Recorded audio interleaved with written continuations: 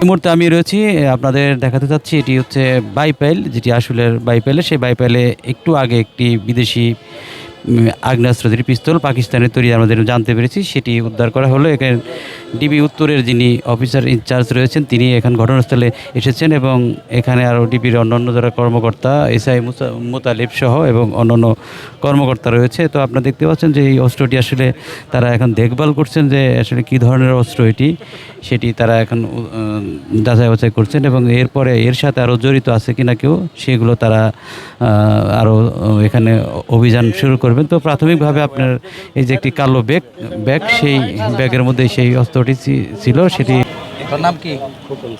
খোকন। বাড়ি কোথায়? টাঙ্গাইল। কোথায়? গোয়াপুর। তোর বাবার নাম? মঈনুদ্দিন মন্ডল। থাকিস কই এখানে? চিত্রশাল কাঠাল তলা, আগে বসুন্ধরা চাকরি করতাম। এখন কি করিস?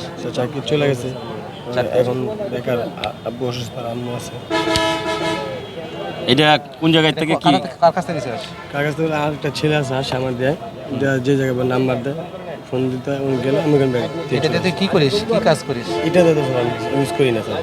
ইউজ করিস না? মানে আমাকে, মানে আমি শুধু আমাকে দিতে বললে যে জায়গায় যে কোনো কিছু প্যাকেট, একটা প্যাকেট দেয়, আমি যাই ওই জায়গায় পৌঁছাই দিই। যার নাম্বারটা দিয়ে দেয়, আমার কন্ট্যাক্ট করে পৌঁছাই দিই, এতটুকু। গোয়াপুর কোথায় বাড়ি? অর্জুনা। ঠিক আছে। আপনি শুনতে পারলেন যে আসলে জেরা করা হলো। তো পরবর্তীতে বিস্তারিত আপনাদের আরও দেখাতে পারবো। তো এখন এই মুহূর্তে তাকে নিয়ে আরও অভিযান শুরু হবে, পরবর্তীতে বিস্তারিত আমরা জানাতে পারবো। তো আমি এখন এই মুহূর্তে একজন ঢাকার ডিবির যিনি উত্তরের ওসি রয়েছেন তার কাছে জানবো। তো এরা কোথা থেকে আপনারা কীভাবে এরা সন্ধান পেলেন?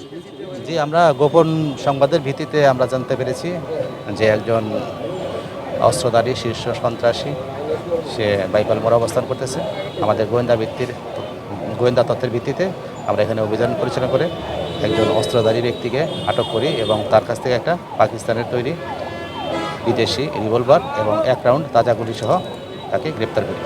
কী উদ্দেশ্যে অস্ত্রটা আনা হয়েছে? এটা আসলে তদন্তাধীন বিষয়। একে জিজ্ঞাসাবাদ করলে, আরও নিবিড়ভাবে জিজ্ঞাসাবাদ করলে এই অস্ত্র বহনের উদ্দেশ্য জানা যাবে।